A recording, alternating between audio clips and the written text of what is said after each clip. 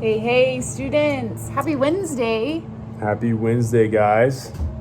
Hope you guys are having a great week. Kayla's making her new haircut debut. No, okay. Check out the bangs. She's killing it. Man. Logan's next. I've been preparing for quarantine this whole time, not cutting my hair. Some of you guys, Josiah, long, shout out to you Josiah. Guys. It's getting really long. It's going to get weirdly long where it's not okay. Then I'll just use some scissors. We'll cut trim. It We'll trim trim it off. Don't cut your own hair. That's a bad idea. Unless you're going to rock bowl cut, then that's always a good idea. Go for it. No, keep growing the hair out.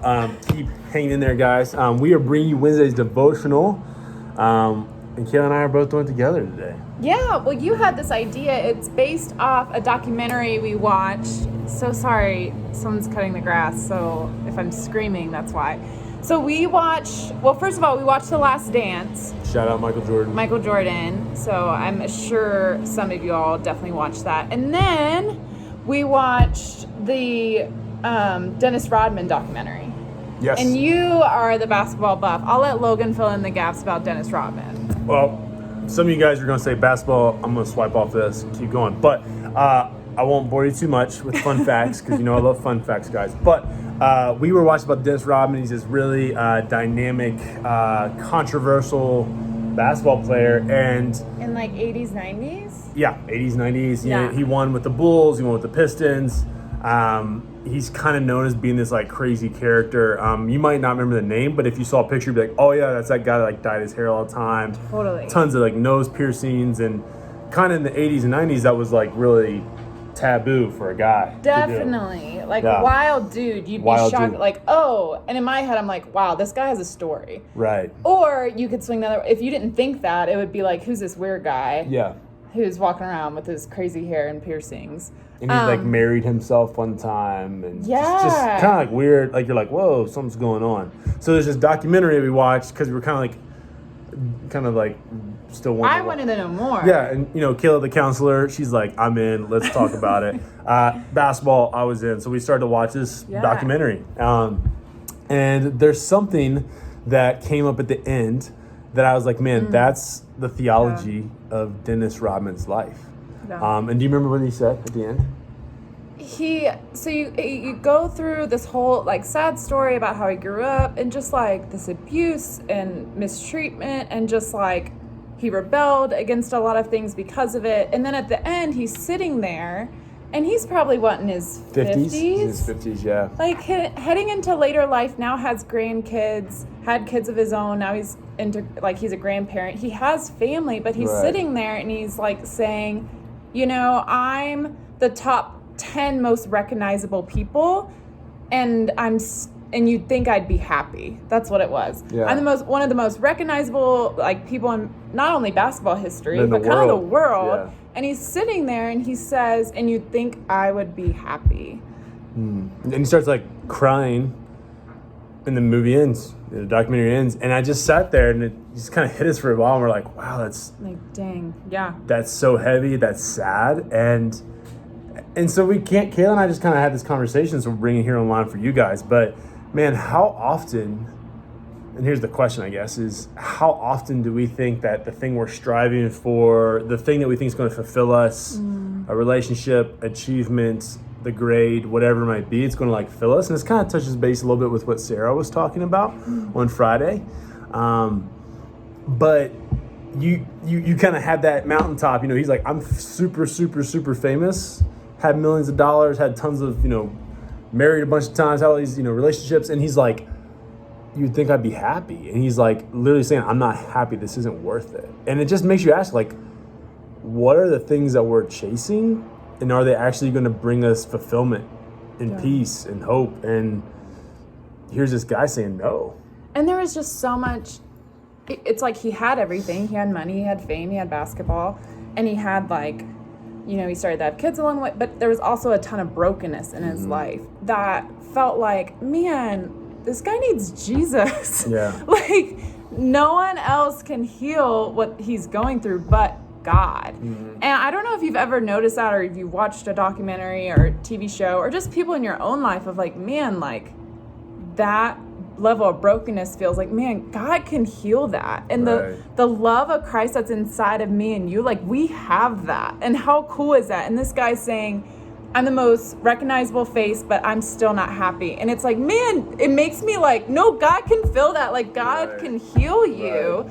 And I don't know, I get like amped in a way. So Kayla wrote a letter to Dennis Rodman. I reached out. Right. No, like you want to, but you want to. You're like, man, I wonder if he's ever like, does he know the hope is in Christ, right? And this makes me think of this verse in Revelations 3. And this is Jesus speaking, but he says, behold, I stand at the door and knock. If anyone hears my voice and opens the door, I will come into him and eat with him and he with me. I think it's this beautiful picture of Jesus saying, like, he's knocking on the doors of our hearts, saying, hey, I'm willing to come in, but like, will you invite me in? And it's like, it's not just like come in and like God's gonna like tear up the house, but he says like, I'll sit with him, I'll eat with him, and I'll be with you. Yeah. It's this beautiful picture. That's what God does in our hearts. He comes to these places, he knows us, he heals us, he does life with us, and that's Jesus. That's who Jesus is. He was in the business. All of Scripture, all of this is God restoring creation, restoring people, restoring what was once broken. Sometimes by our fault or by what the world's done to us, whatever it might be. God is always like, hey, I can not fill a void. I am like that perfectly Jesus-sized hole that you're trying to fill with all this other junk. Yeah. That like, I got that if you just let me.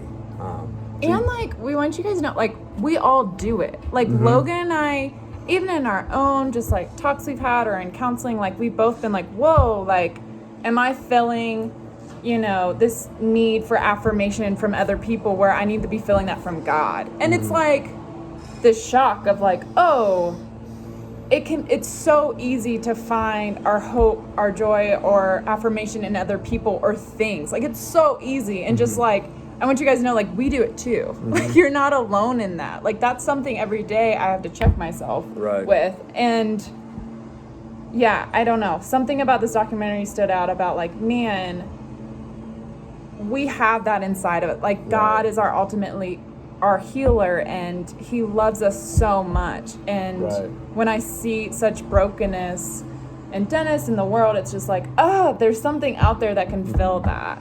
And isn't it great that you see that here's this guy, but he's at least vulnerable about it, right? He's courageous to say it. At least he names it, right? Like, he's like, yeah, I'm not happy. Like, this isn't working for me. And like, that awareness. That's awareness. And like, so I think we have to ask you today, like, kind of where are you at? We always say that, how's that working for you and stuff like that. But what we're really asking is like, take some inventory of your life. What are people, things, accolades? What are those things that you're trying to fill? And we all as believers, or if you're in the spiritual journey and you're kind of on the, I don't know if I'm a believer, but I'm kind of investigating. Like, we all have to make the unaware of where. We have to bring those things to light, and that allows God to enter in and heal those areas. But if I just ignore them or just like, oh man, I'm just so caught up in my... it's so easy to be busy. And I'm thinking, you guys are like finishing school, so you're going to have a lot more time in your hands. What are you filling that with? And we hate to be broken records, but honestly, like, what are you filling that time with? Even for me, like, I've had so much time on my hands, flipping through my phone, like, what am I doing? Like, is this filling something in me that ultimately, like, God's supposed to be that for me? Right. So wherever you're at today, it's a sunny Wednesday, take a little notebook, go outside, just ask God to say, God, what am I filling my life with? And like, is this making me happy? Like, am I chasing fame, success, accolades, affirmation over you? What am I choosing over you? And just see what he reveals to you. See what happens. Because I think there's something here. And if you want to watch the documentary, go ahead. But what we're really trying to say is, man, don't go wasting those days just filling it with something that ultimately is just escaping and avoiding material things, whatever it may be. You hear that all the time. Like, we know this. But we want to ask you to be courageous and be open and honest with what you're at. Because if you can say it out loud, you name it, it kind of doesn't have as much like weight over you or power over you in some ways. That's that awareness piece, right? You bring it to the light. And ask somebody to help, right? Because something that I might struggle with might not be what Kayla struggles with. But the reality is that what you think is only you is not true. There's something in your life that someone else has either gone through, walked through, and they can help you with. And that's what we have leaders for. That's what we have our community for. That's what United Suits is here for, right? So really excited for you guys to kind of do this work today. And it's sometimes sometimes things that like may surprise you that are actually like really good things. Like I remember we had this talk about like podcast or like filling it with information, or like Logan loves, not to put you on blast, but like Logan loves basketball podcasts. And it's like sometimes it's really good things that you wouldn't necessarily think of. But at the same time, it's like, am I filling that with space and more information when I could just be still with God? Right, yeah. So when I ask you guys, I do that myself all the time. I kind of put a limit on myself and say, man, like I'm just like consuming so much information all day long, and I'm not giving God like the space to hear from him. And I'm a pastor, like Pastor Logan, my job, and like, and I have my things. We all have our things. But really do. Man, I just encourage you, like wherever you're at, if you've never accepted Jesus, then like you need to DM us right now and we will drive to your house and chat with you.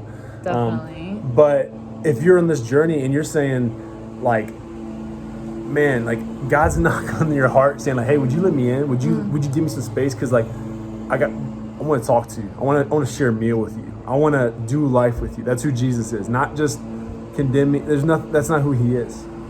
So I hope you're encouraged by this today. And it's been fun to do this with you. Yeah, it's great. So love you guys. Love you guys. We miss you. Miss you. We'll talk to you real soon.